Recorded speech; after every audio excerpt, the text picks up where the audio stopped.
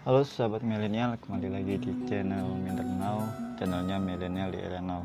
Kali ini saya akan membuat tips bagaimana cara membuat atau mencampurkan media tanam untuk kaktus dan sukulen. Kaktus dan sukulen itu sendiri merupakan tanaman yang hidup di daerah perbukitan atau pegunungan.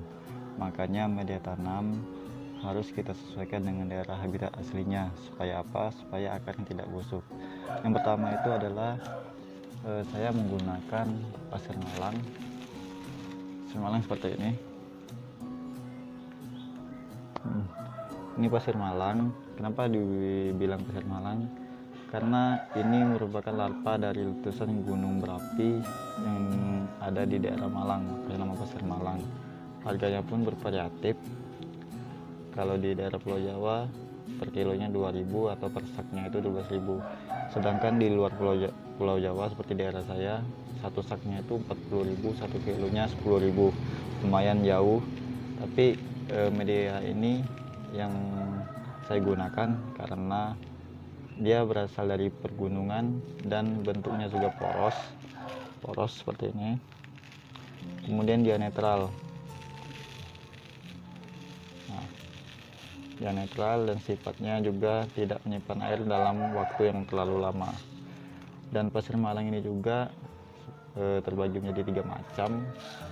Ini yang ukuran sedang, ada yang halus dan ada yang kasar.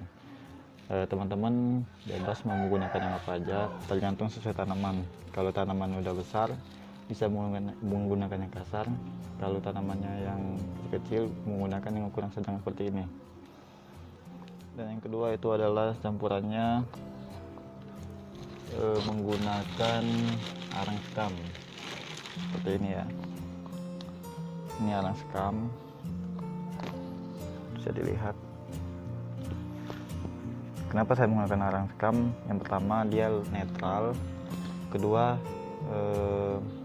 banyak kandungan N, P, K, Ca dan Mg. Untuk cara mendapatkannya ini bisa dibeli di toko pertanian ataupun kita bisa membuat sendiri. Nah seperti ini. Jadi saya gunakan arang sekam, fungsinya untuk mencegah pasir malang menjadi padat saat kita melakukan penyiraman ataupun penanaman. Selanjutnya saya menggunakan pupuk kompos. Nah, walaupun tanaman kaktus merupakan tanaman di daerah pergunungan, namun tanaman kaktus juga membutuhkan namanya unsur hara. Untuk melengkapi unsur hara tentu kita harus menggunakan pupuk. Nah, pupuk yang terbaik adalah pupuk yang terbuat dari bahan-bahan alami ataupun pupuk organik. Di sini saya menggunakan pupuk kompos bokasi. Karena apa? Karena pupuk kompos bokasi cara pembuatannya itu dicampurkan dengan kotoran hewan dan juga limbah-limbah dari sampah-sampah dapur ini. Jadi ini juga bisa didapatkan di toko pertanian ataupun teman-teman mau bikin juga bisa bikin sendiri. Lalu langkah selanjutnya apa sih yang harus kita lakukan? Oke. Yang pertama untuk takarannya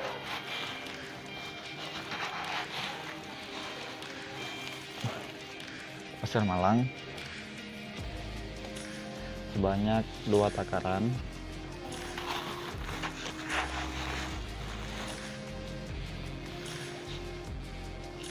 Kemudian arang sekam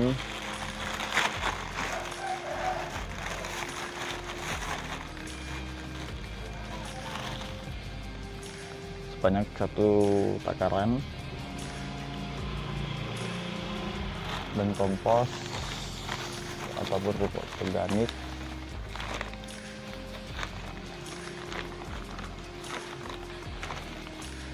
satu takaran juga. Jadi perbandingannya 2 pasir malang, 1 arang sekam dan 1 kompos. Lalu kita mix, kita campurkan.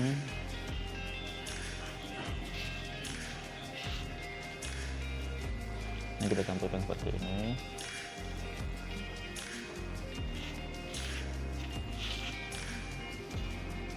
Jadi teman-teman ingat ya, perbandingannya itu 2:1. Namun ada tutorial yang mengatakan bahwa harus kita menggunakan kokopit, tapi menurut saya itu tidak perlu, karena saya sudah mencoba untuk menggunakan kokopit, malah ada akarnya yang busuk. Jadi saya recommended menggunakan seperti apa yang saya lakukan pada video ini.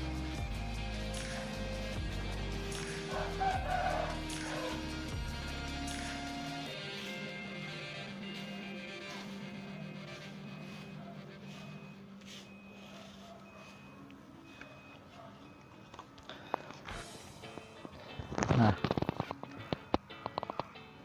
dia akan seperti ini bentuknya, media tanam untuk kaktus maupun sukulen. Dan ini teman-teman belum siap untuk tanam atau belum siap untuk kita jadikan media tanam. Kenapa? Karena di sini ada kandungan kompos tadi. Nah, jadi media tanam ini kita biarkan dulu selama 3 hari, barulah kita gunakan sebagai media tanam. Karena fungsi kompos biasanya mengandung I4 atau mikroba penyubur tanah. Jadi dia akan merubah